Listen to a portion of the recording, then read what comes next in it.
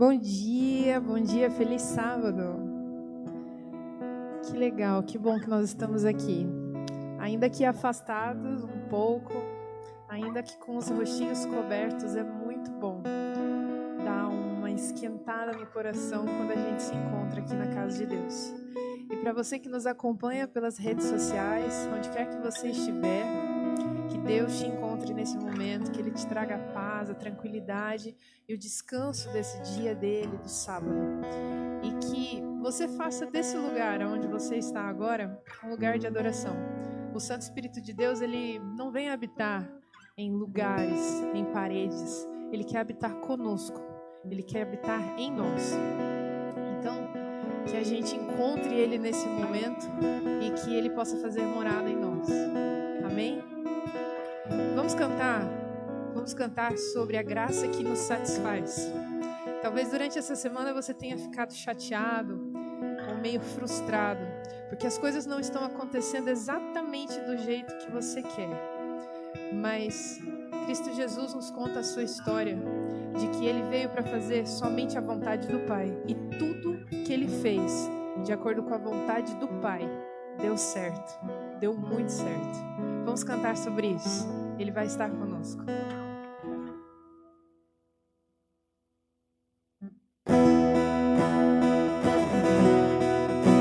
Enquanto tudo não acontece do jeito que a gente quer, vamos louvar. Porque o Deus que a gente confia vai nos prover, vai estar conosco.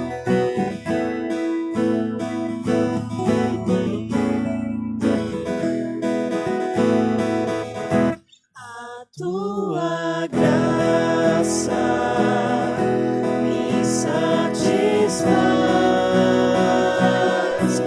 tua presença restaura a paz. A tua graça me satisfaz, tua presença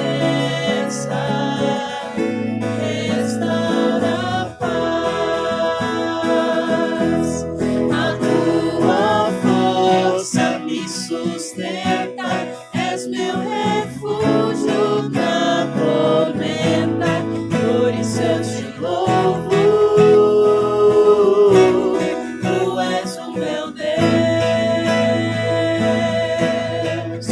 Rei dos reis, meu Senhor, Pai eterno, Deus de amor. Eu te exalto, eu me entrego em tuas mãos. Rei dos reis,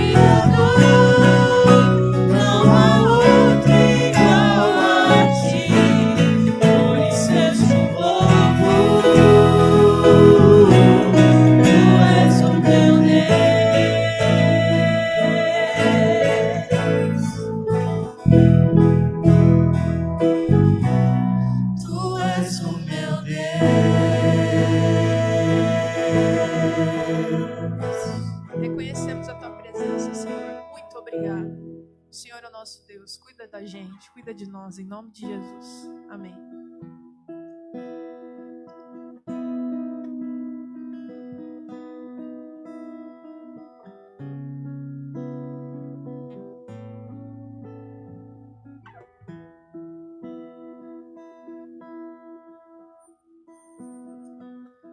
Um feliz sábado a todos, que a paz do Senhor seja com cada um de vocês, vocês que nos acompanham, que nos assistem, todos nós que estamos aqui também.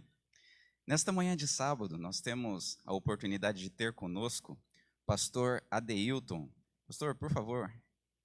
Pastor Adeilton bondosamente aceitou nos guiar nesses momentos de estudo da Bíblia, em que estamos aqui. Pastor Adeilton é o pastor responsável pelos pastores da Associação Leste Mato Grossense. Ele cuida das famílias, ele dá suporte aos pastores e nesta manhã estará compartilhando conosco a mensagem.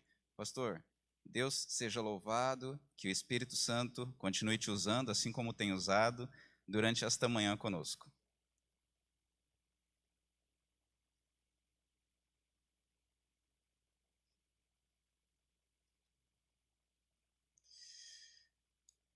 Graça e paz a todos. Que o Senhor Jesus Cristo permaneça em nossos corações. Meus irmãos, eu quero também falar da minha alegria de poder nesta manhã estar aqui na casa de Deus, compartilhando a palavra com todos os irmãos. Eu estou acompanhado também da minha esposa, Carline, e também dos meus filhos, Caio e Ângelo. Eu faço parte dessa igreja, eu sou membro dessa igreja, apesar de que ao longo desse ano eu só estive, essa é a terceira vez que eu venho à igreja, né? Mas é algo muito comum para aqueles que trabalham na associação e têm esse vasto campo para realizar as suas atividades. Meus irmãos, eu quero convidá-los a abrir a Bíblia na segunda carta que Paulo escreveu aos Coríntios, e o título da nossa reflexão que faremos agora, eu escolhi como o cortejo da salvação. Segunda epístola de Paulo aos Coríntios, capítulo 2, versos 14 a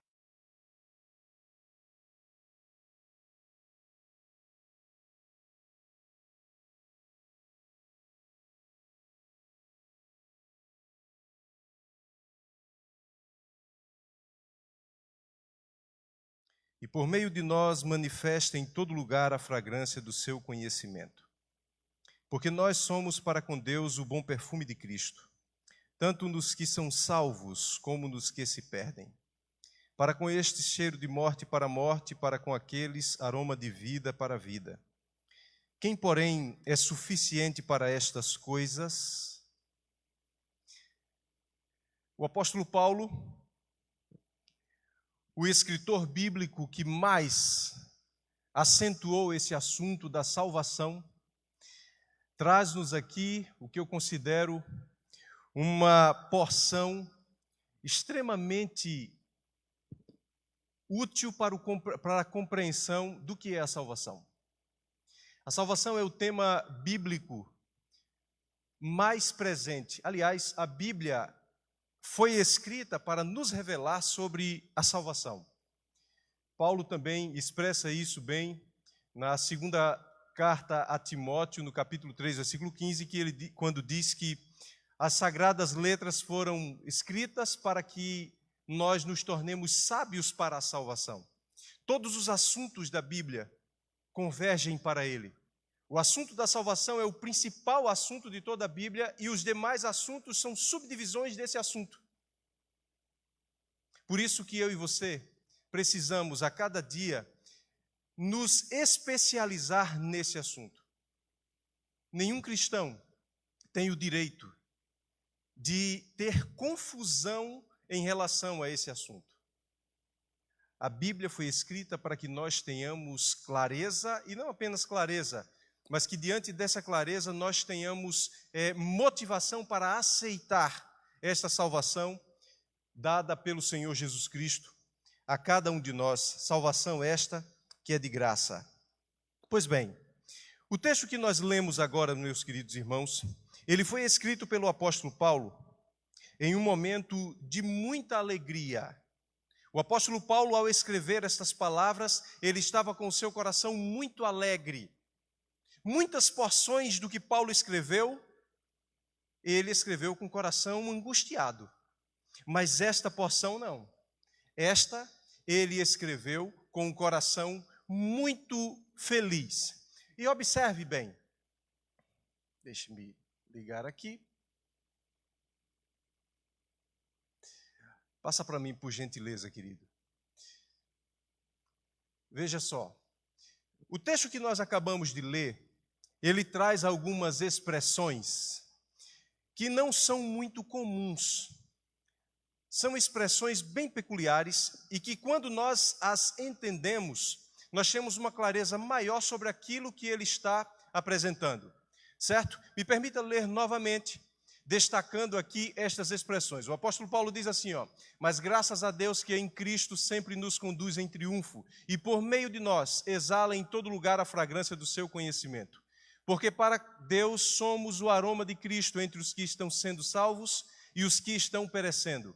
Para com esse cheiro de morte para a morte, para com aquele cheiro de vida para a vida. Mas quem está capacitado para tanto?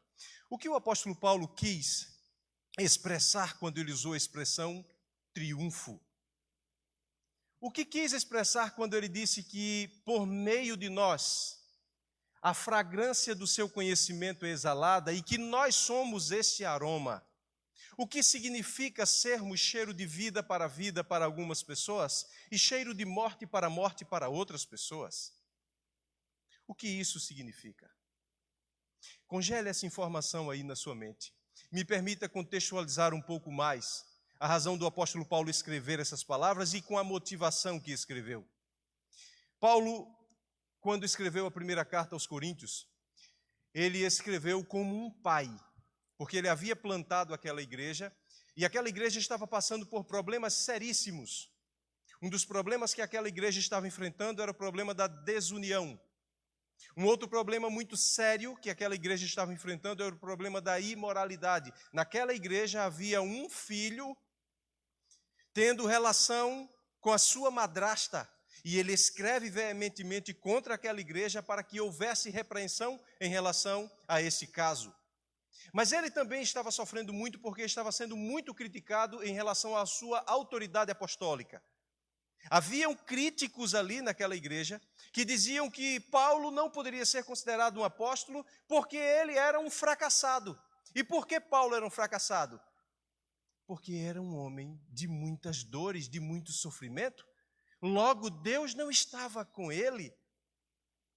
Se ele estava sofrendo daquela forma, passando por tantas tribulações, ele não poderia ter a sua autenticidade apostólica reconhecida. E o apóstolo Paulo escreve a primeira carta com a finalidade de resolver estes e outros problemas. Só que quando ele escreveu de maneira muito firme e dura aquela primeira carta, ele, como um pai, quando repreende o seu filho, ficou numa expectativa saudável em relação à resposta daquela igreja àquela primeira carta. Só que chegou um momento que ele não conseguia ter o retorno da igreja em relação àquela carta. Ele ficou com seu coração angustiado. Se você ler a partir do versículo 12, 2 versículos antes desse texto, você vai perceber que ele estava na cidade de Troade, com o seu espírito angustiado, porque ele não tinha recebido a notícia de como a igreja tinha recebido a primeira carta. E ele sai de Troade, vai para Macedônia, onde aguarda Tito, o seu filho na fé, o seu fiel discípulo. E lá na Macedônia, Tito traz a boa nova para ele, diz para ele que aquela primeira carta foi bem aceita. E depois daquela informação de Tito, Paulo enche o seu coração de muita alegria, mas muita alegria, e escreve estas palavras: mas graças a Deus que em Cristo sempre nos conduz em triunfo. No entanto, eu quero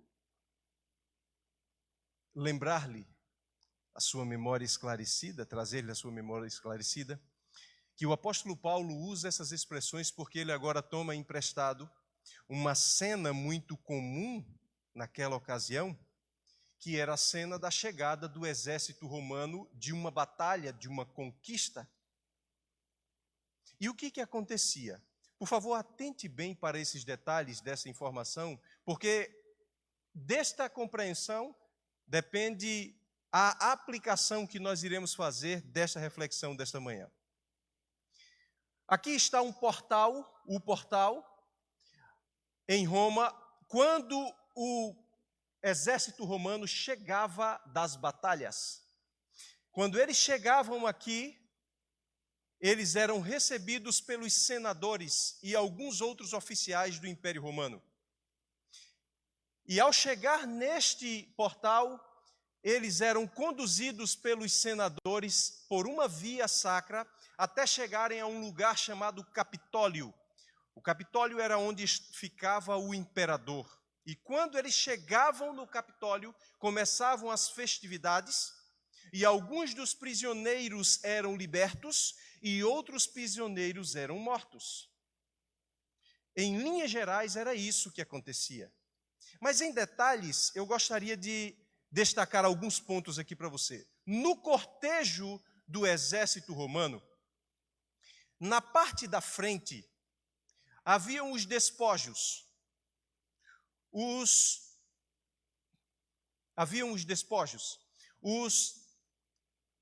produtos que eram conquistados. E ali haviam prata, ouro, tudo que era de muito valioso que o exército romano tinha conquistado do exército inimigo. Na segunda fileira vinham os animais, e muitos desses animais muito caros. E na terceira fileira, todos os prisioneiros cativos, e entre eles muitas vezes estavam em muitas situações muitos oficiais, algumas vezes rainhas e reis, todos os soldados também que foram conquistados, e inclusive algumas pessoas comuns também. E atrás desse cortejo de prisioneiros, em uma carruagem, o general, aquele que era responsável pela conquista que eles tinham acabado de alcançar. Diante disso, atente para as aplicações. O apóstolo Paulo pega esse cortejo, toma emprestado esse cortejo, e como se ele dissesse, nós estamos em um cortejo espiritual.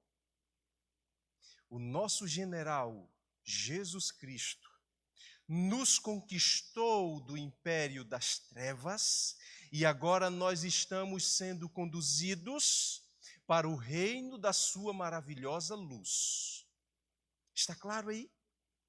E é por isso que ele diz, graças, porém, a Deus, que em Cristo nós somos conduzidos em triunfo. Esta é a primeira dimensão que o apóstolo Paulo apresenta nesta analogia, que tem a ver diretamente com a compreensão da nossa salvação. O apóstolo Paulo, ele se coloca agora nesse cortejo como um prisioneiro que foi conquistado, como um cativo que foi conquistado do exército inimigo, e agora está nesse cortejo a caminho da salvação. Agora observe a expressão que ele usa a expressão triunfo. Por que triunfo? Porque para o general, tudo o que tinha sido conquistado, o ouro, a prata, os animais, nada disso era mais importante do que os cativos que foram conquistados, porque eles representavam o objeto de maior orgulho que o general tinha. Os cativos eram a maior evidência de que a conquista tinha sido concretizada. Diante disso, destaco para você. No cortejo para o céu, não há nada mais valioso, não há nada mais importante para o Senhor Jesus Cristo do que eu e do que você. Nós somos para Jesus Cristo o seu troféu. Ele nos apresenta para o mundo dizendo o seguinte: esse daqui, esse meu filho, esse daqui é a maior demonstração da minha vitória. Glória a Deus por isso. Mas eu pergunto para você, você que também está aí em casa, responda para mim, mentalmente, responda, o que isso significa para você? Qual é a postura de um cristão que tem essa consciência de que foi resgatado do exército inimigo e agora faz parte de um outro exército e agora está num cortejo a caminho do céu? O que isso significa para você? Como você e eu temos nos portado diante dessa realidade? Eu confesso para você que isto mexe com o meu coração, a ponto de, muitas vezes, quando eu estou angustiado por qualquer coisa que seja, quando eu lembro disso, o meu coração se renova em alegria, porque eu sei que nenhuma tribulação, nenhuma angústia, nenhuma tristeza, ela pode se comparar ao valor que eu recebo de Cristo por ser considerado por Ele como o seu triunfo, como o seu troféu. Entende isso? Nós não podemos abrir mão da felicidade que nos está proposta nesse cortejo. Nós não podemos nos abrir mão da felicidade que nos está proposta por causa da conversão que é proposta pelo Senhor Jesus, o nosso general, nesse cortejo para nós. Eu acredito que num momento como esse você pode estar resgatando em sua mente o momento da sua conversão. Eu creio que isso pode estar acontecendo. Eu confesso para você também uma coisa. Eu sou cristão, adventista do sétimo dia, de berço. Eu não conheço uma outra realidade. E durante muito tempo na minha vida, eu tive muita inveja das histórias de conversão de algumas pessoas que eu convivo com elas. Muitas delas que tiveram assim passados terríveis e hoje estão servindo ao Senhor. Eu, por exemplo, tenho um colega de ministério, e hoje ele está lá em Pernambuco, que ele era traficante, assaltante, sequestrador, e no presídio recebeu uma literatura, e a partir de então conheceu o Evangelho, e hoje é pastor. Veja que história impactante. Bonito, né? Mas eu não tenho uma história como essa para contar. Porém, eu quero dizer para você que eu não me sinto menos triunfo do que o meu amigo Mateus se sente. Porque a partir do momento que eu entendo o quão pecador eu sou e o que Jesus Cristo fez na cruz do Calvário para me conquistar, eu entendo o valor que eu tenho. Você também pode entender o valor que você tem. Agora, como se porta um triunfo? Como se porta uma pessoa que entendeu que o Senhor Jesus Cristo conquistou? De maneira feliz, alegre, de maneira grata por esse valor que tem. Mas também se portando sempre em busca da santidade. Buscando ser diferente daquilo que foi. O apóstolo Paulo mesmo diz, ainda na segunda carta aos Coríntios, se alguém está em Cristo, nova criatura é. As coisas velhas se passaram, as coisas do Império Romano passaram, tudo se fez novo. Então observe bem, a base da santidade, a base da santificação, a base de uma busca por uma vida diferente, não está nas motivações equivocadas que inclusive a religiosidade muitas vezes traz e que esse mundo também traz. A base de uma busca por uma verdadeira santificação, sabe onde está? está na compreensão de que o Senhor Jesus me resgatou.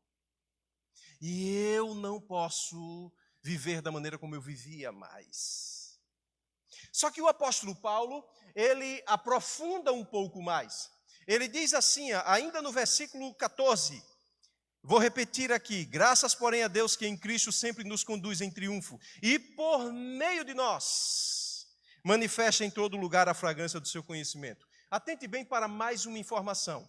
Eu não falei para vocês intencionalmente porque reservei para este ponto aqui. Naquele cortejo, enquanto eles estavam na Via Sacra, a caminho do Capitólio, haviam pessoas contratadas pelo Império Romano que eles tinham uma atividade bem peculiar, bem específica e bem interessante. Qual era a atividade deles? Eles eram os portadores do incenso. Eles eram os portadores do aroma. Eram pessoas que se misturavam na multidão e eles saíam com um incensário. E nesse incensário, um perfume muito forte. Alguns estudiosos dizem que esse perfume era tão forte que alcançava aproximadamente 500 metros daqueles que estavam da base do incensário. E eles saíam incensando esse perfume. Eram os portadores de perfume. Qual era a finalidade? Demonstrar a proximidade do Capitólio. Quanto mais próximos eles estavam do Capitólio, estavam na Via Sacra. Eles começavam no portal. Entenderam? E agora o apóstolo Paulo pega esse exemplo aqui e aplica para nós. Ele diz assim: Adeilton, nesse cortejo, eu quero que você entenda também que você não é apenas um triunfo, você é um portador do aroma. Eu quero que você saia nesse cortejo da vida exalando este perfume, exalando este aroma na vida das pessoas. Veja que aplicação incrível. Diante disso, tendo como pano de fundo o assunto da salvação, o que o apóstolo Paulo diz é o seguinte: sabe, Adeilton, de maneira simples, o que é salvação? Salvação é você compreender e aceitar o que Jesus Cristo fez na cruz do Calvário por você, entender que Ele te conduz em triunfo, você é o orgulho para Ele, você é uma grande demonstração de que o sacrifício dele valeu a pena, mas eu quero que você amplie agora esse entendimento. Você também é um portador desta mensagem que você recebeu. Não existe separação entre a compreensão de triunfo e a propagação dessa mensagem, que aqui é representada como o aroma sendo exalado.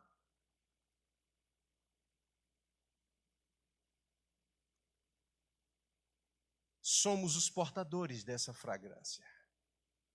Mas o apóstolo Paulo, ele vai mais além. No versículo 15, observe o que ele diz, verso 15. Porque nós somos para com Deus o bom perfume de Cristo. Ele agora aprofunda mais ainda a nossa condição de salvos. A nossa realidade como salvos. Ele não diz apenas que nós fomos resgatados. Ele não diz apenas que nós somos o triunfo do general. Ele diz que nós somos os portadores. Mas além disso, ele diz que nós somos o próprio perfume. Nós somos o aroma, nós somos a mensagem para aquelas pessoas que não conhecem a Cristo como nós conhecemos. E isto, eu confesso para vocês que a primeira vez que eu tive esse entendimento, me deu um frio na barriga muito forte.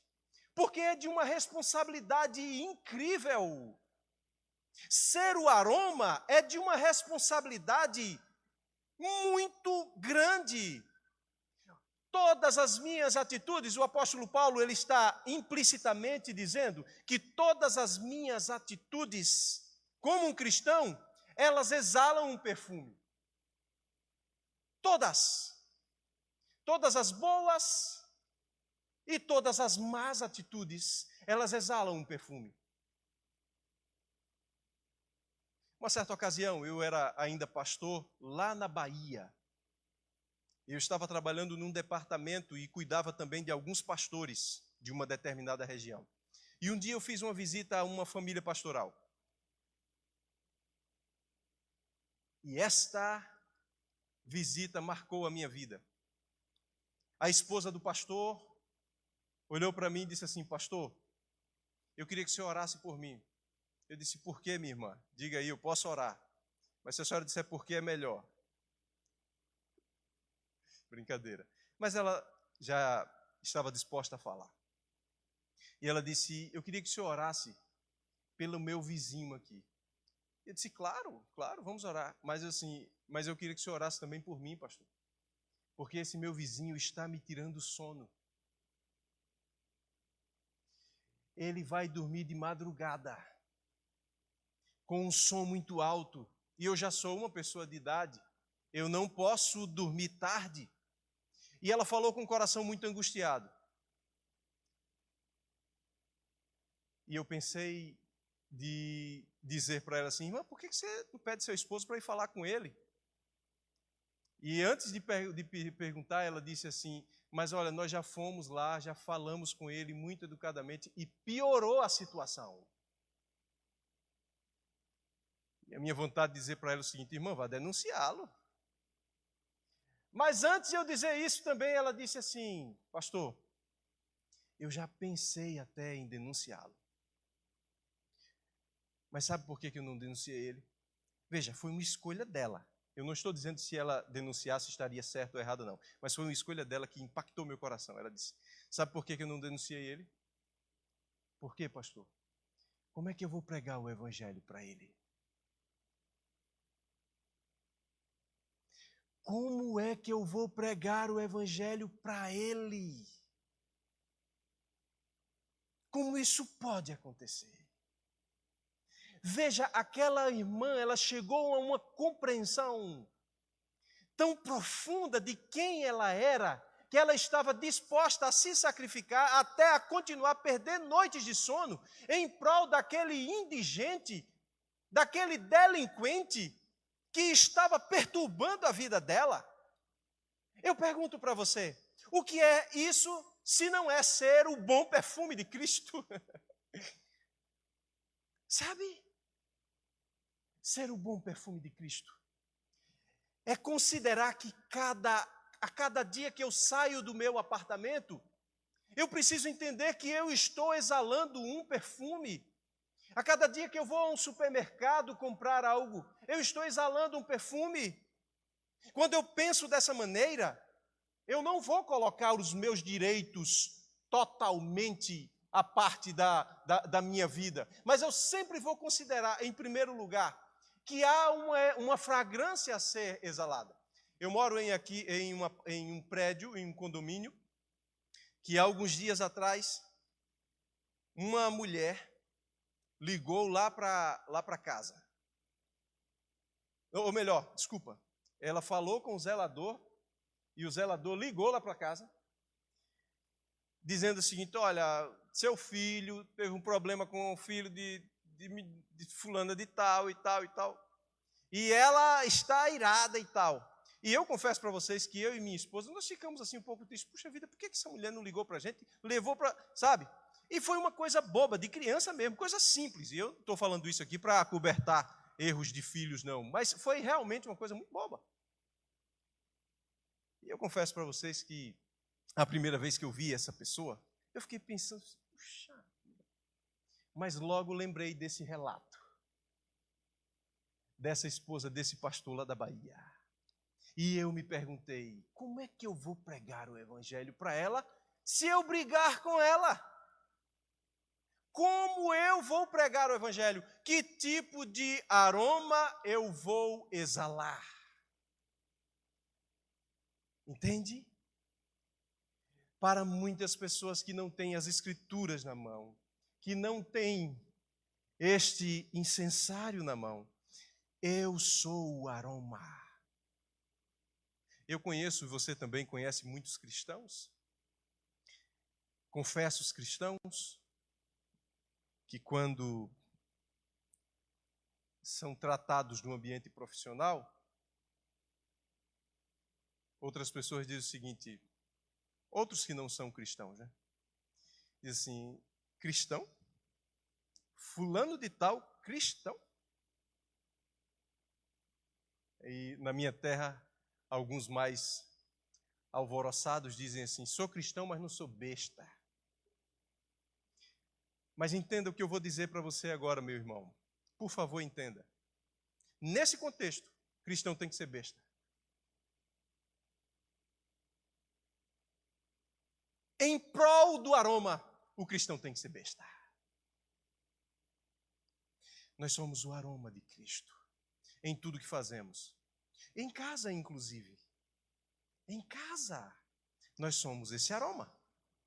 Vamos recapitular, porque nós já estamos... Sim, antes de fazer o resumo aqui para a conclusão, eu quero dizer para você que o apóstolo Paulo diz assim, ó: nós somos o bom perfume de Cristo, tanto nos que são salvos, quanto nos que se perdem.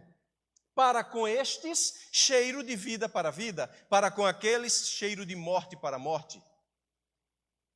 Quem, porém, é suficiente para essas coisas? O que que significa? Só para finalizar, mais um detalhe, que talvez a maioria já saiba, mas alguns talvez não saibam. Naquele cortejo, a caminho do Capitólio, muitos dos prisioneiros estavam designados e determinados para eles a morte. Porque o exército e Roma não tinha interesse neles. Mas outros Roma tinha interesse. E a estes era dada a oportunidade de uma nova vida. Ok? Quando o aroma chegava às narinas desses dois grupos, eu pergunto para você, como é que esses grupos sentiam esse aroma? O mesmo aroma. Uns sentiam como cheiro de morte para morte, porque estava perto de chegar o Capitólio e eles seriam mortos. Mas aqueles que era designado a vida, o que iria acontecer com eles? Eles iriam ter uma nova oportunidade de vida. Ok? Pois bem, o apóstolo Paulo pega esse exemplo, não ipsis literi, não assim absolutamente como é, e agora nos ensina também através de algumas diferenças. Ele diz assim, ó, Adeilton, todas as vezes que nós exalamos o Evangelho, vão existir pessoas que vão aceitar e vai existir pessoas que vão rejeitar. Esses que vão aceitar sentirão o cheiro de aroma de vida para a vida. E os que vão rejeitar sentirão o cheiro de vida, de morte para a morte.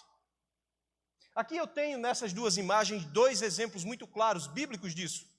O mesmo Jesus, que era o aroma perfeito, na vida de muitos líderes religiosos, foi sentido como cheiro de morte para a morte. Você lembra o que foi que o sumo sacerdote Caifás disse, no momento em que estava para ser determinada a morte de Jesus? Ele disse, que caia sobre mim esta responsabilidade. Entenderam? Essa é a natureza do Evangelho. Há pessoas que vão aceitar, há pessoas que vão rejeitar. Eu estava conversando com uma sobrinha minha que eu tive o privilégio de batizá-la há aproximadamente 1 ano atrás.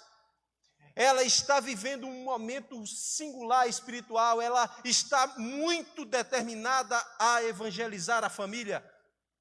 Mas eu tenho um sobrinho que é irmão dela, que há esses dias disse assim para ela, olha, por favor, não me fale nada não. Eu já entendi o que você quer dizer. Eu quero viver desse jeito. Por favor, eu quero viver assim. E obviamente que esse meu sobrinho, por ter dito isso, não está condenado à morte. Mas o que aconteceu? Quando a minha sobrinha falava do Evangelho para ele, ele sentiu aquele aroma como sendo de condenação para ele. Então ele sentiu como cheiro de morte para a morte. Aqui nesse auditório, entre as pessoas que estão ouvindo essa mensagem, não é impossível que alguém esteja sentindo como cheiro de morte para a morte. Porque o Evangelho tem essa natureza. Agora, como foi que Maria Madalena sentiu o aroma, o mesmo aroma? Como foi que ela sentiu? Como cheiro de vida para a vida. Agora, o Senhor Jesus Cristo, Ele me desafia nesta manhã. Ele desafia você também nessa manhã. Para que em todo lugar, em todo o texto diz assim, em todo lugar, exala a fragrância do seu conhecimento. Em todo lugar. Que lugares são esses? Obviamente, todo lugar, no trabalho, em casa, aonde você estiver, você e eu somos convidados para exalarmos este aroma. Só que esse aroma, ele não é produzido em nós. Não somos nós que produzimos. Esse aroma, ele é produzido por Jesus Cristo. Ele é colocado na nossa vida. E nós somos apenas transmissores desse aroma.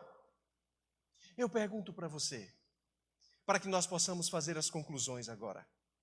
Você lembra da última vez que você meditou profundamente sobre a realidade da sua conversão? Quando eu faço essa pergunta para você, eu também estou perguntando para mim. A realidade da sua conversão. Não apenas quando foi a sua conversão, mas que impacto a sua conversão causou na sua vida. Você lembra com saudade daquele momento em que você foi verdadeiramente convertido, ou melhor, quando eu falo assim do momento da conversão, a gente sabe que a conversão é uma questão de um processo, não é? A vida inteira nós estamos sendo convertidos pelo Senhor Jesus Cristo, mas eu estou me referindo àquele ponto inicial. Sabe por que eu pergunto isso? Porque muitos de nós, inclusive eu, pastor, muitas vezes eu me encontro não fazendo jus à realidade de triunfo que Jesus Cristo quer que eu experimente. Se eu tenho a consciência de que eu fui resgatado, naturalmente eu irei querer ser um portador desse aroma. Mas não apenas isso. Eu desejarei profundamente ser este aroma. Eu finalizo aqui as minhas considerações dizendo para você que nós somos, nessa analogia que o apóstolo Paulo apresentou, nós somos o triunfo. Glória a Deus por isso. Isso não depende de nós meramente. Dependeu dele e continua dependendo dele. O que depende de nós é apenas a nossa aceitação. Nós somos os portadores desse aroma e nós somos esse aroma. Finalizarei aqui com um exemplo para vocês. Eu vou contar aqui para vocês porque o meu coração se enche de alegria. Se enche de alegria. Meus queridos irmãos, você que está em casa, atente bem. Deus tem nos dado oportunidades singulares nesta pandemia para que nós possamos exalar o aroma do Evangelho. Essa pandemia eu a traduzo como oportunidade de evangelização, oportunidade de para exalar o perfume. Eu tenho essa imagem aqui, algumas pessoas já tiveram contato com essa apresentação, porque eu já fiz, peço até permissão a você para falar novamente, mas eu acho que cai bem. Nós moramos em um condomínio aqui próximo, que ele tem 400 apartamentos, 4 torres, cada torre 100. E eu confesso para vocês que, apesar de imperfeitos como nós somos, mas assim, nós temos assim um desejo muito forte, aonde nós chegamos, de alguma maneira dizer para as pessoas: Jesus te ama, Ele está voltando e você pode tomar a sua decisão ao lado dele. Simples assim. E uma das maneiras mais brilhantes que a igreja promove é o livro missionário. O livro missionário é de uma democracia de participação incrível. Qualquer pessoa pode participar. Uma criança, um idoso, qualquer pessoa. É só chegar e dizer o seguinte: olha um presente aqui para você, pronto, acabou. E deixa que o livro vai cumprir o seu papel. E nós colocamos o desejo no coração, o Alex está aqui comigo, a Jo também. As duas famílias, a minha família e do Alex, nós decidimos no nosso coração colocar um livro em cada apartamento. Nós estamos nessa luta. E nós vamos chegar lá para a honra e para a glória de Deus e pelo poder de Deus. Mas na pandemia, todas as áreas de lazer, a maioria das áreas de lazer do nosso condomínio foram fechadas. E restaram algumas poucas ali, e a quadra era uma delas. E muitas vezes nós descíamos como família para jogar todo mundo ali, né? Pastor, aglomeração, mas lá permitiram. O vírus não chegou. Então observe bem. Nós conhecemos essas duas mulheres aqui, ó. Deixa eu resumir para você. Nós entregamos 2 livros para elas. Segundo elas estão lendo. Mas essa daqui disse assim, ó: pastor, eu tentei ler a Bíblia várias vezes e eu não consigo terminar, como é que eu faço? Eu disse: faça o seguinte, reúna a sua família, as suas famílias, que uma vez por semana a gente vai estudar a Bíblia de forma temática. Esse aqui foi o nosso primeiro encontro, aproximadamente um mês atrás. Quem são essas pessoas? Aqui nós temos 3 famílias de jogadores de futebol do Cuiabá. Os dois zagueiros, a dupla de zaga do Cuiabá, e o meio-campista Auremi, o Anderson da Conceição, e aqui é o Senna, e as suas esposas e filhos aqui. E o técnico também está aqui. Essa é a esposa do técnico do Cuiabá, o técnico que está aqui.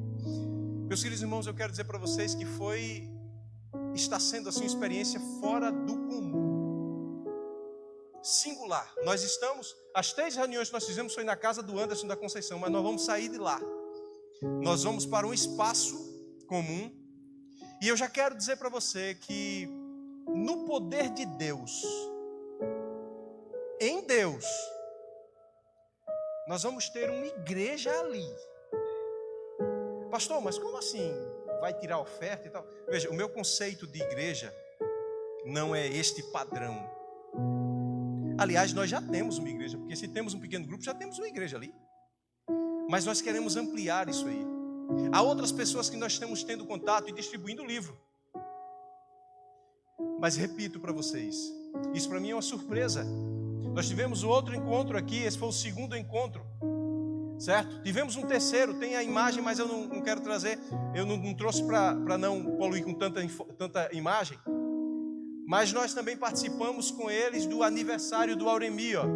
E lá tinham mais 3 jogadores, e eu já conversei com o técnico.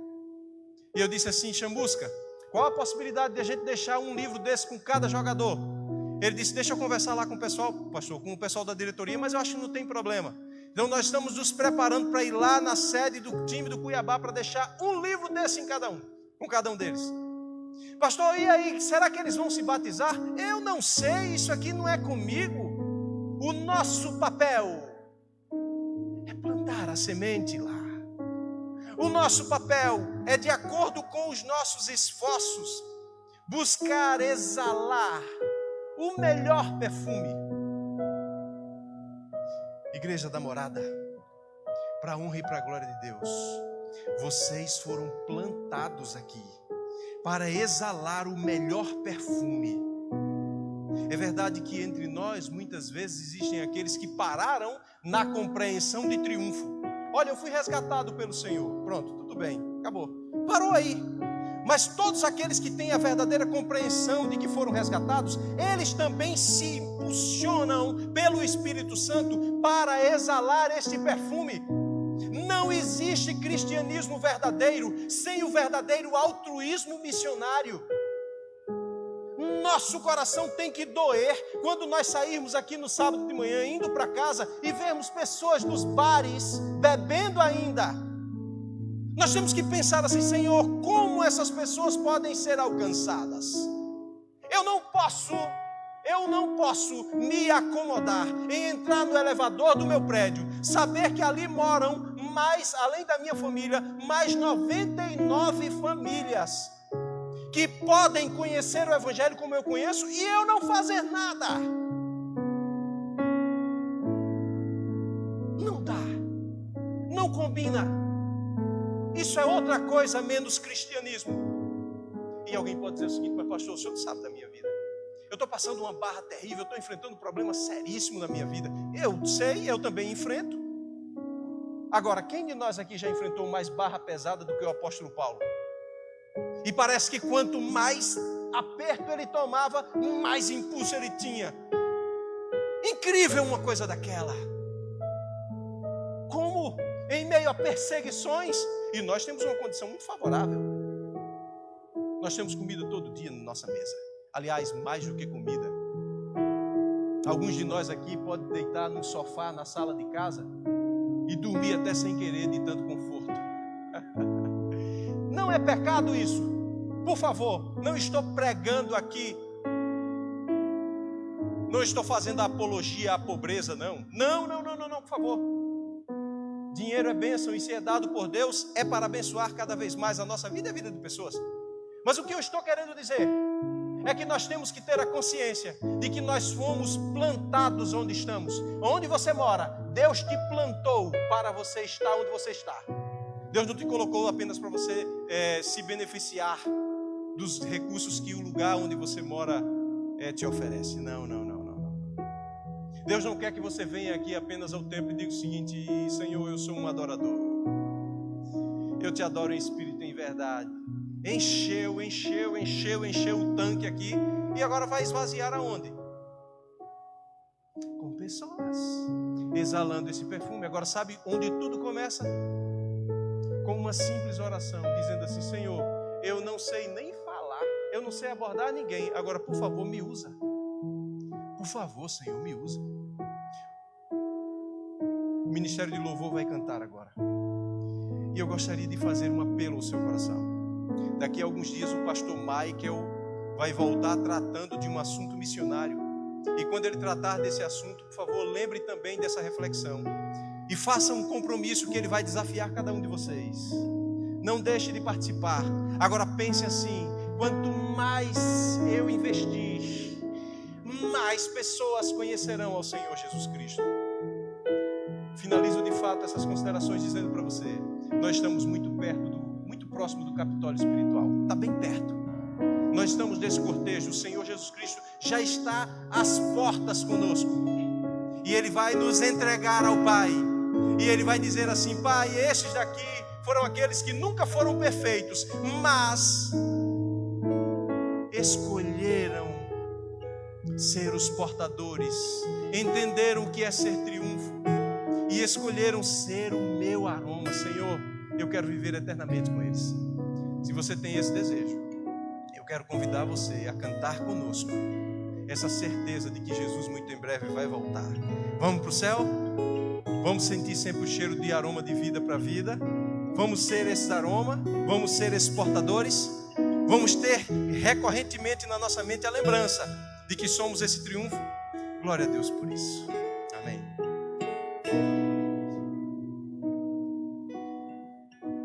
Se você desejar, fique em pé e cante conosco nesse momento.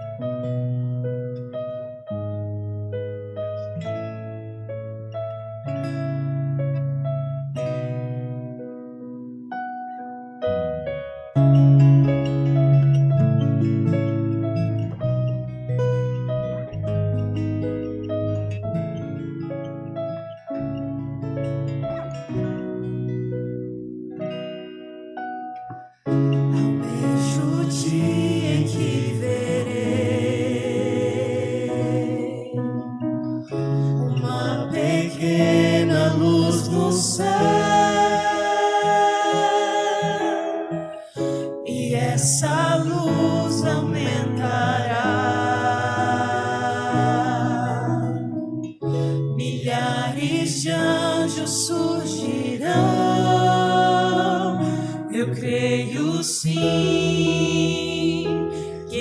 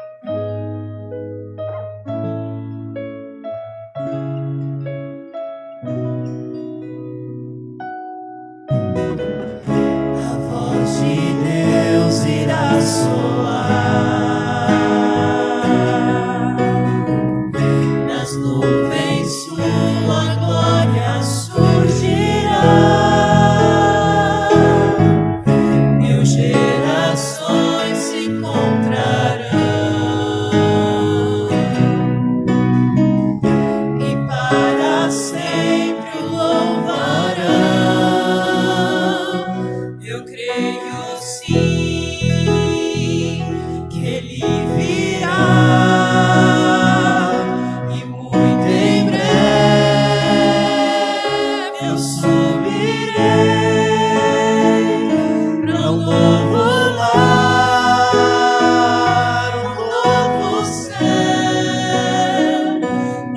sempre eu estarei, feliz eu viverei, verei Jesus.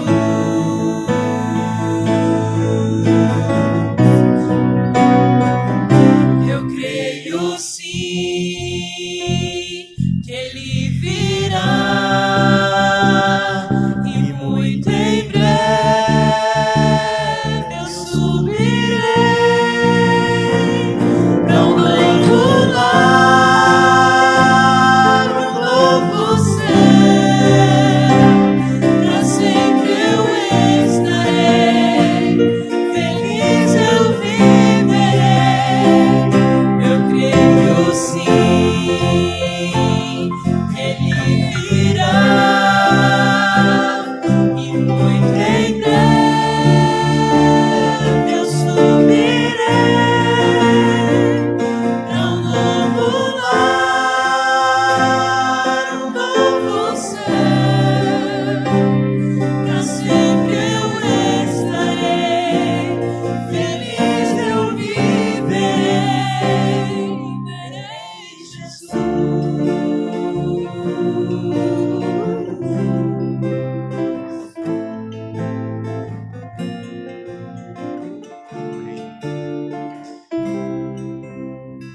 Glória a Deus. Feche os seus olhos, vamos orar. Senhor Deus, nós louvamos o Teu nome porque Tu enviastes o Teu Filho aqui nessa terra para, como nosso grande general, vencer a grande e mais terrível batalha que o ser humano pode enfrentar, que é a batalha contra o pecado. Essa batalha foi conquistada na cruz, e desde então nós estamos sendo conduzidos para o Teu reino. É verdade que nesse processo, muitas vezes, por nossas escolhas e nossas atitudes, nós mudamos de lado. Mas nesse amanhã, Senhor, nós queremos voltar ao Teu lado. Queremos voltar ao lado daqueles que se alegram por serem triunfos, que também não rejeitam serem portadores desse aroma, e que nem muito menos rejeitam ser, de maneira prática, esse aroma na vida de outras pessoas.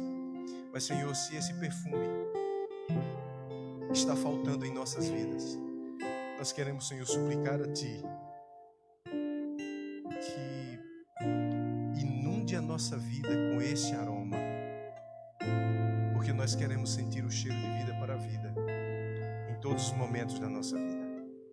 Abençoa-nos hoje e sempre. Dá-nos um sábado, uma continuidade de sábado de adoração na Tua companhia, em nome de Jesus. Amém. Amém. Deus abençoe-nos.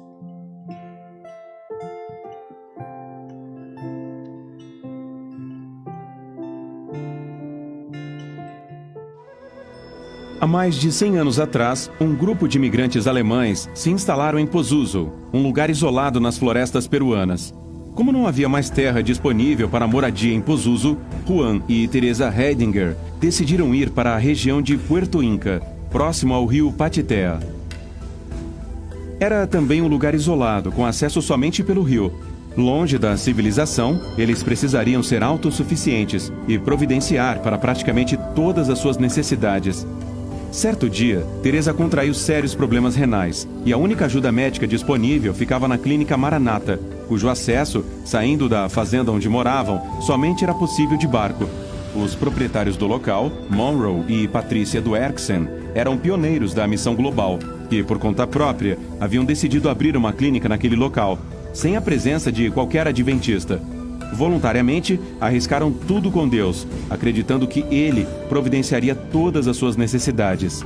Chegando à clínica, Teresa recebeu os devidos tratamentos e um simples, porém poderoso presente, o livro O Grande Conflito. Teresa foi convidada a se juntar à família Duerksen para a programação de sábado. Impactada pelo livro e pela bondade dos missionários, Teresa foi batizada juntamente com Juan, sua mãe e os 4 filhos do casal. Graças a esta iniciativa evangelística dos missionários, todos os 4 filhos da família Heidinger foram mais tarde enviados para a Universidade Adventista Peruana Unión, que alterou completamente o futuro destes filhos, multiplicando sua utilidade tanto para a igreja quanto para a sociedade. Hoje, Maritza é graduada com habilitação para ensinar biologia e química para o ensino médio e é casada com um pastor. Daisy é uma engenheira de alimentos, que atuou como prefeita de Puerto Inca e agora é membro da equipe do ministro assistente de Educação do Peru.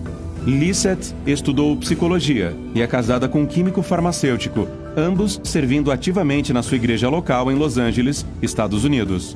E Edward, que se tornou pastor, é atualmente o secretário executivo da Divisão Sul-Americana da Igreja Adventista do Sétimo Dia, com sede no Brasil. Ao devolver o seu dízimo e entregar o seu pacto, peça a Deus que lhe mostre o que Ele quer que você arrisque por Ele hoje.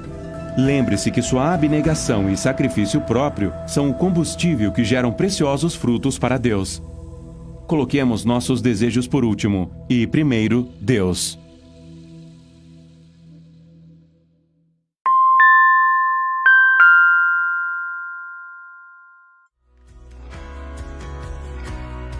Adorar também é se relacionar com Deus. E neste momento especial, a nossa casa pode ser a melhor igreja à disposição do Senhor. Se podemos cantar, orar e estudar a palavra de Deus, também podemos dedicar a nossa fidelidade a Ele através de nossos recursos. Por isso, para você que já é doador e está se perguntando como fazer isso remotamente, eu quero te lembrar do aplicativo 7Me. Este app é super intuitivo, descomplicado e amigável. Por isso você pode continuar apoiando a sua igreja com total segurança dos seus dados. Baixe o app na Play Store ou Google Play, clique em dizimar e ofertar, preencha com seus dados e o resto é bem simples. E então, é só continuar com seu projeto pessoal de fidelidade com Deus.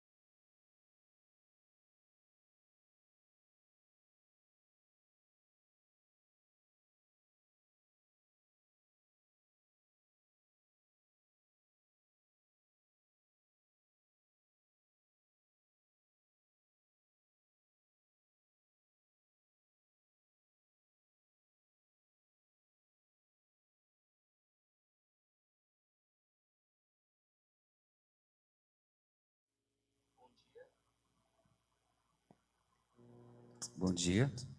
Bom dia, irmãos. Feliz sábado. É um prazer estar com vocês aqui na Igreja da Morada do Ouro e a quem nos acompanha através das redes sociais. Muito obrigado por estarem aqui, Everaldo Júnior, Mel e Maurício, por estarem contribuindo. Eu queria pedir a você que está nos acompanhando aqui que compartilhe as nossas redes sociais com seus amigos e com outras pessoas de outras denominações ou mesmo da Igreja Adventista. As nossas redes sociais são @Adventistas da Morada no Instagram, tá certo? Adventistas da Morada no Facebook, você pode procurar através no Facebook e no YouTube também. Tem o nosso canal que está sendo transmitido exatamente nesse momento, né? Como vocês sabem, a nossa lição, agora falando para todo mundo que está aqui, nós queremos ter uma nova abordagem, uma nova maneira de passar a lição, uma maneira mais concisa e mais prática, não é isso? E para isso nós convidamos algumas pessoas aqui, né? E para dar uma nova dinâmica, às vezes as pessoas daqui já conhecem, né, quem é que está aqui na frente, mas vamos dar uma de Globo Repórter, né? Hoje eu queria saber quem são, o que fazem, onde habitam, o que comem, não é isso? As pessoas que estão aqui. Hoje nós vamos ver pessoas que estudaram a lição, nesse episódio da lição dessa semana, pessoas que estudaram a lição essa semana e tiveram sua vida transformada. Então eu queria que vocês se apresentassem, começando lá pela ponta, dissesse aí para o pessoal quem é você, o que faz, o que você quer da vida, está solteiro? Bom dia a todos. Sou casado já há 33 anos, tenho um netinho, está chegando mais um. Eu sou missionário na Igreja Adventista, trabalho para a igreja já há 34 anos. Atualmente sou gerente de recursos humanos da associação. Bom, eu sou a Glicênia, mais conhecida como Mel. Eu habito no planeta Terra, brincadeira. Brincadeira. Bom, estou morando aqui em Cuiabá faz 1 ano. Sou casada com o Alan, que está filmando aqui. Ele não aparece porque ele está atrás da câmera que está filmando ela, né? Exatamente. Conveniente isso, hein? Pois é, né? E eu trabalho ali na Livraria Céus, já conheço a maioria de vocês aqui. E é um privilégio servir a Igreja Adventista. Sigam a Mel nas redes sociais. Ela tem o Lição em Pauta também, tá certo? Isso. E sempre faz promoção do Céus quando tem lá os produtos da Superbom e tal. Obrigada. E agora, por último, não menos importante. Bom dia, feliz sábado a todos. Eu sou Everaldo Júnior, filho do Everaldo. E tenho 17 anos. Não sou natural de Cuiabá, mas estou morando aqui desde 2013. Pinta e borda eu saio para viajar e estou estudando ainda, estou no ensino médio e queria agradecer pelo convite de estar aqui hoje e acredito que vai ser muito bom para quem está ouvindo, quem está em casa, para quem está aqui também na igreja e para quem está participando também. Valeu, gente. Então, desse grupo bem eclético, a gente espera tirar uma lição bem entusiasmada e bem engajada. Eu não sei se vocês estão tendo a mesma sensação que eu tenho e vocês já pensaram nisso. Imagine que vocês têm um avô, a avó de vocês, que eles tivessem, hipoteticamente, né, se não é o caso, tivessem falecido e de repente vocês pegassem o William Bonner e botassem para ele assistir o Jornal Nacional hoje, 20 anos depois. Qual seria a sensação que ele teria assistindo lá? Comoção social, vírus, queimadas, aquecimento global, a situação econômica.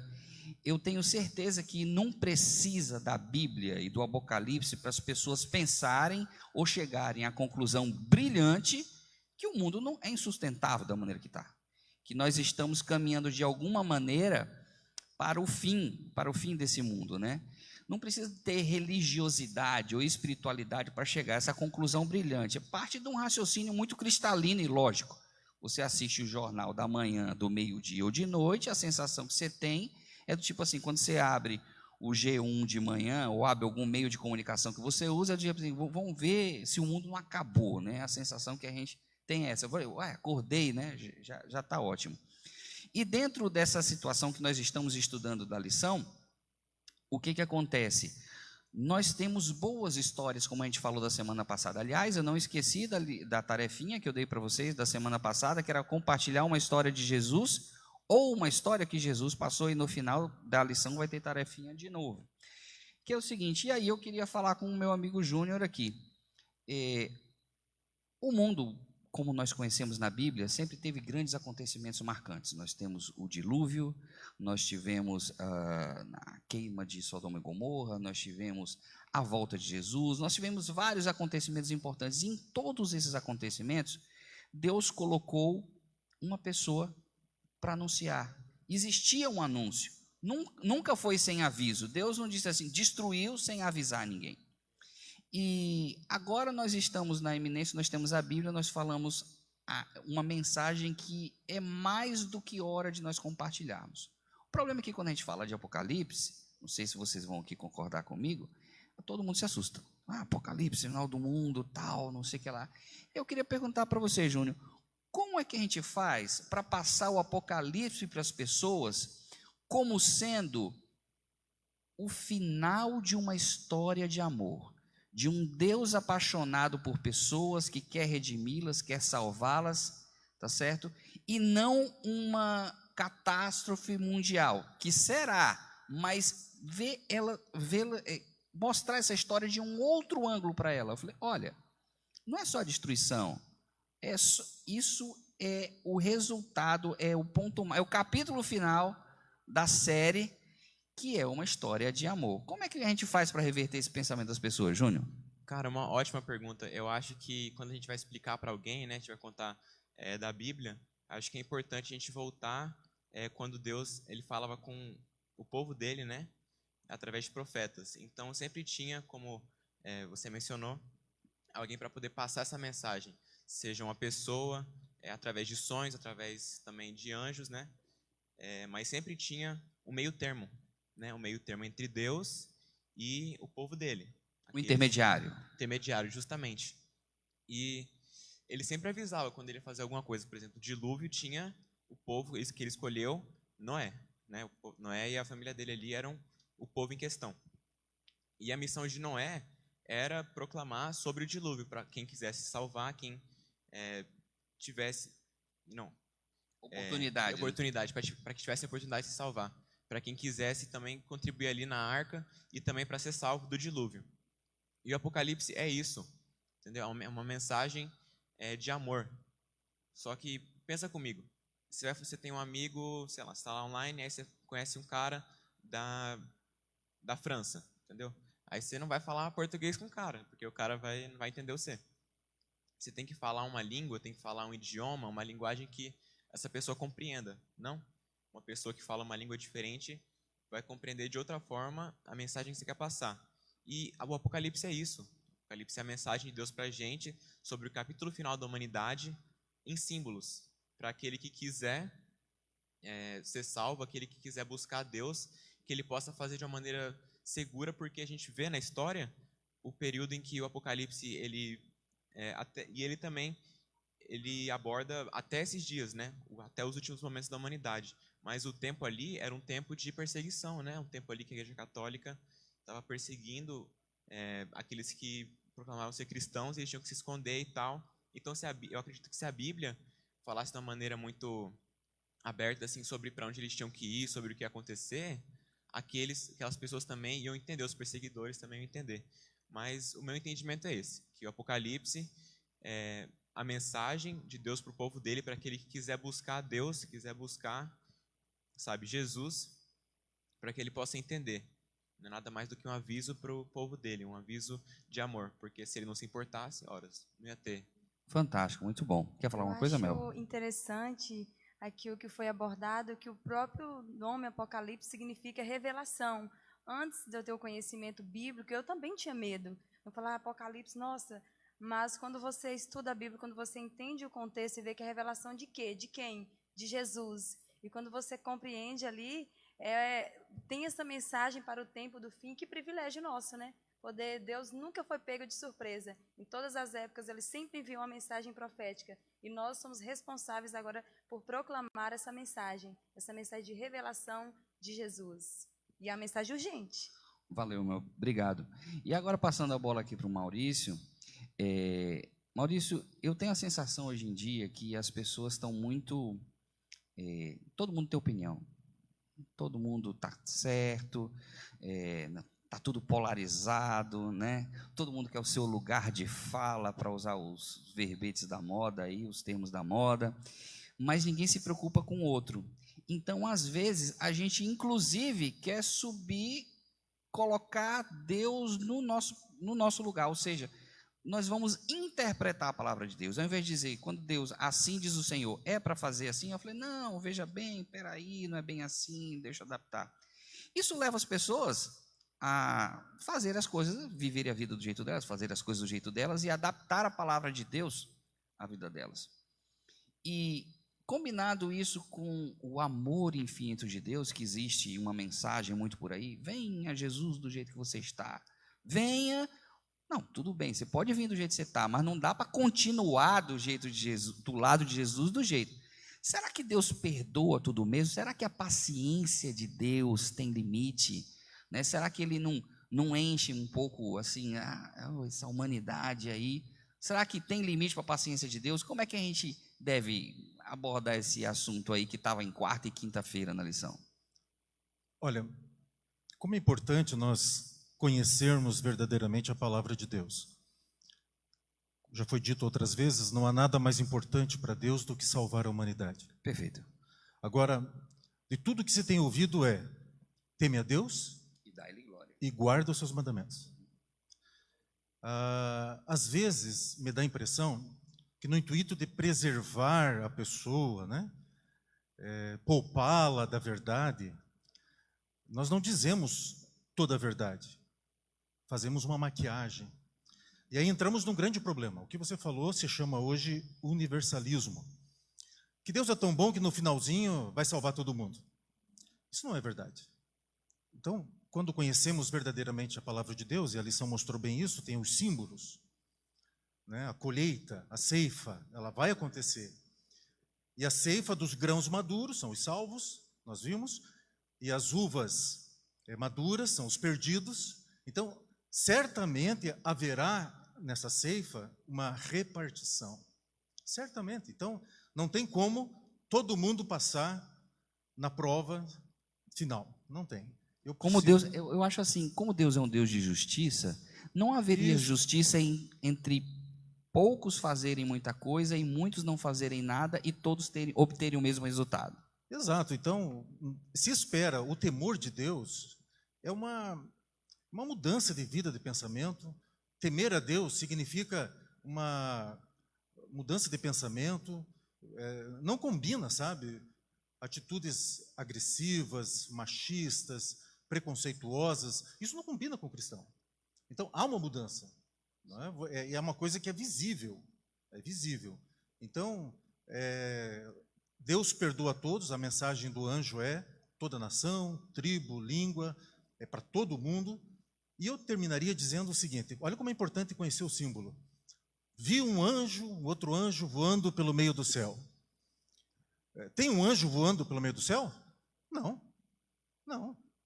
Quem é esse anjo representado aqui, que voa pelo meio do céu, que tem o evangelho eterno para as pessoas? Sou eu, é você. Olha a compreensão verdadeira da palavra de Deus. Vi um outro anjo voando, sou eu. Eu tenho a responsabilidade, você tem, de levar o evangelho eterno para todos. Não podemos discriminar ninguém, obviamente, né? E esperamos que o evangelho eterno, então, ensine a pessoa a temer a Deus, a dar-lhe glória, guardar os seus mandamentos. Eu queria te explorar mais um pouquinho, Maurício, que você é o mais novinho aqui, mas é da minha mesma época, né? Dos bons tempos. O meu tempo era o tempo do terror por Deus. Aí a gente passou para o temor a Deus, e hoje a coisa já está um pouco assim, do tipo assim, tinha um pastor, um amigo meu, que dizia o seguinte, que Samuel, se vivesse hoje, ele não dizia assim, fala, Senhor, que teu servo ouve. Samuel dizia assim, Senhor, senta aí que o teu servo agora vai falar. Né? Seria mais ou menos assim. Você não acha que existe hoje uma banalização, tanto do conceito de Deus, na prática, não existe mais assim uma reverência. Eu Eu não quero dizer isso, trazer, por exemplo, não quer dizer que pelo fato de eu estar de camiseta e não de terno, eu estou mais ou menos reverente. Que uma música com ou outro, sem instrumento, seja mais ou menos reverente. Mas a reverência no dia a dia, no trato, você tem que tratar a Deus como um amigo, mas com uma certa reverência. Meus pais eu chamo de senhor e senhora. Não passa pela minha cabeça de chamados de Orlando e Lucinete, entendeu? É um misto de temor reverencial, para quem é advogado aí, né? Eu sou da área de direito, né? O temor reverencial, mas é um misto de amor também, de cuidado e de respeito. Você não acha que a gente perdeu essa pegada, não? Eu acho que nós chegamos num ponto assim de que essa falta da compreensão da autoridade de Deus banalizou. Banalizou ao ponto de que tudo é relativo agora. E facilita, né? Eu ter uma vida do jeito que eu quero, tudo muito fácil, banalizando, facilitou, não tenha dúvida. Não tenha dúvida. É visível a falta, não vou dizer de respeito, mas do entendimento. Faz a gente confundir as coisas, né? O que é santo ao Senhor. E o que é santo ao Senhor, eu não posso tocar. E poderia dizer, meu corpo, ele é santo ao Senhor. Sabe? Então, não tem como banalizar isso. Né? O casamento, ele é sagrado ao Senhor. Não tem como tocar nisso. Mas parece que, infelizmente, nosso mundo hoje, né? A juventude aí sabe bem, e os mais antigos percebem mais nitidamente ainda, como se banalizou as coisas que são santas ao Senhor. E aí é que vem o perigo, porque como é questão de ser banalizado, às vezes quem tenta fazer o que é certo, o que é correto, parece que é o careta. Parece que é o careta, mas não, pelo contrário. Uma inversão de valores, né? Exatamente, inversão de valores. Pelo contrário, a gente tem que ter orgulho em fazer isso, porque é algo bom. Mas porque às vezes a gente quer ir com a massa, acha que não é legal. Mas principalmente para os jovens, siga o que é correto. Amém. Vou continuar a Mel aí, já puxou. É o seguinte, já terminando para o fim da nossa lição, uma das linguagens usadas de maneira recorrente na Bíblia e no Apocalipse especificamente é a questão da Babilônia. O que é Babilônia? Né? Qual é o conceito de Babilônia? Que nós estamos vivendo em Babilônia. No Apocalipse diz, povo meu, sai de Babilônia. A pergunta é, Mel, dá para sair de Babilônia morando em Cuiabá? Dá para sair de qualquer lugar. E o que é Babilônia hoje em dia? Pois é, vamos voltar só um pouquinho para quem está assistindo, de repente não sabe o contexto de Babilônia, né? Vamos lá para Gênesis, vai falar sobre a Torre de Babel, aí depois vai falar sobre o Império Babilônico, que oprimia o povo de Deus. Então, Babilônia sempre esteve ligada à opressão, como é que eu vou dizer a palavra aqui? Isso, a questão de cativeiro, a tudo que dominação. Não é isso, que não é de acordo com a palavra de Deus. Babilônia significa confusão, ou seja, é um falso sistema religioso.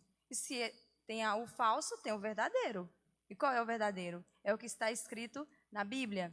E aí você entende que, assim, sair de Babilônia. Como sair de Babilônia? E agora?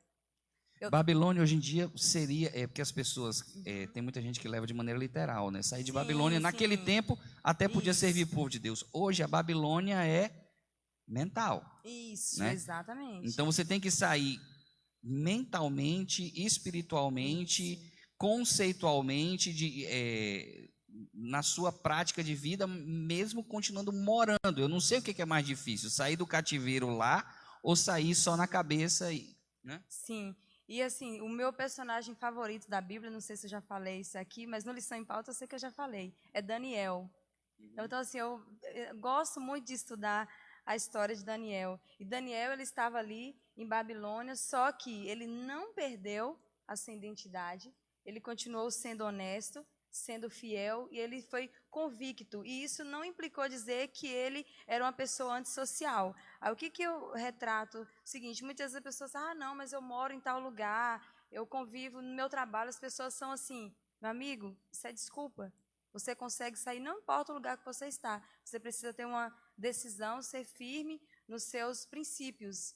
Então você consegue, e é um apelo que Deus faz, sai dela, povo meu, porque esse sistema vai ser destruído. A gente sabe disso. E Deus nos convida, é um apelo de Deus. Nós estudamos aqui o trimestre inteiro sobre a questão de testemunhar. E Deus só chamando, olha, vai testemunhar. Mas agora está chegando no final, na 12ª lição. Deus está falando, sai dela, vocês já ouviram aí. Agora sai dela, porque o juízo está chegando, Jesus está voltando. E quem estiver lá, infelizmente, vai ser destruído juntamente. Então, seria nessa linha. Eu acho que existe muito, as pessoas levam o perdão, voltando àquela temática que eu falei com o Maurício aqui, as pessoas levam o perdão às últimas consequências e acham que não tem limite. Eu não sei se eu vou estar interpretando teologicamente aqui. Jesus diz para a gente perdoar 70 vezes 7. Isso, na época, significa perdoar sem limites. Mas Deus pode perdoar sem limites, mas Deus, por ser Deus, dentro da característica de onipotência dele, está inclusive a característica de não perdoar. Porque ele, como sendo dono de toda a verdade, de ciência de tudo que acontece, ele disse, tempo Júnior acabou, tempo Mel acabou, tempo Kelvin acabou, tempo Maurício acabou. Agora, esse pecadinho aqui que eu perdoei, esse aqui eu não perdoo mais. Porque ele sabe que vai dentro do nosso coração, dentro do seu coração. Então, essa relativização de Deus, de eu impor a minha verdade a Deus, é mais difícil. E esse mundo que a gente está vivendo está levando a gente a acreditar e a botar isso em prática, inclusive na nossa vida espiritual. Kelvin, eu já estive em Babilônia, mas eu saí de Babilônia. E aí o que acontece, como eu falei, comecei falando sobre decisão e vontade, quer dizer, é impossível. A impossibilidade está em a gente não ter realmente vontade, porque também não adianta decidir e não sair, né? Sim. Então, precisa não botar em prática. Colocar em prática. Eu me coloco numa condição em que Deus não consegue mais me alcançar, né? Porque vai perdoando, eu vou relativizando, fica pequenininho, algo que machucava muito não machuca mais. Em determinado momento, aquilo para mim nem é mais errado. Aí Deus não consegue mais alcançar, né? Eu mesmo embruteci meu coração, o meu sentimento, a minha mente, e Deus agora não consegue mais. Aí não tem perdão mesmo. Para terminar, gente, eu queria dar a tarefinha dessa semana. Na semana passada, eu pedi para que vocês contassem uma história de Jesus ou uma história que Jesus contou para algum amigo. Compartilhasse através das suas redes sociais ou falasse diretamente. Essa semana eu vou ser um pouco mais incisivo. Eu gostaria que vocês conversassem qualquer... Está muito fácil de provocar esse assunto, né? É só dizer assim, nossa, está quente aqui em Cuiabá, é fumaçada. Rapaz, deve ser o fim do mundo. Pronto. Aí as pessoas, o aquecimento global, a economia, tudo tem gancho para você falar sobre o fim do mundo. Mas eu gostaria que vocês, quando conversassem com algum amigo de vocês sobre isso, introduzissem a palavra Apocalipse. Introduzissem o tema Apocalipse, o final dos tempos. Sim, me diga uma coisa, o que você acha? Você não acha que vai haver um fim do mundo, não? Você acha que a gente dura muito? Nessa toada que a gente está, como diz o boiadeiro, nessa toada que a gente vai, você acha que a gente vai muito tempo? O planeta Terra vai muito tempo? Essa é a tarefinha de vocês. Queria agradecer a Maurício, Mel e Everaldo Júnior que estão aqui com a gente. Queria agradecer vocês que estão acompanhando a gente pelas mídias sociais, tá certo? E a vocês que vieram aqui a gente. Feliz sábado e vamos acreditar que o Apocalipse não vem para aterrorizar, ele não vem para impor um clima de terror e converter as pessoas pelo remorso, mas convencer as pessoas que o Apocalipse é a volta de um Deus, é a volta triunfante de um Deus, é um final feliz de uma história épica de um Deus que vem para resgatar as pessoas que Ele mais ama. Feliz sábado a todos. Maurício, eu queria que você orasse com a gente. Okay. Incline sua fronte, então, e vamos orar. Obrigado, Senhor, pela revelação, pela oportunidade, pela vida e por este momento tão especial, Pai, quando podemos nos colocar ao Teu dispor.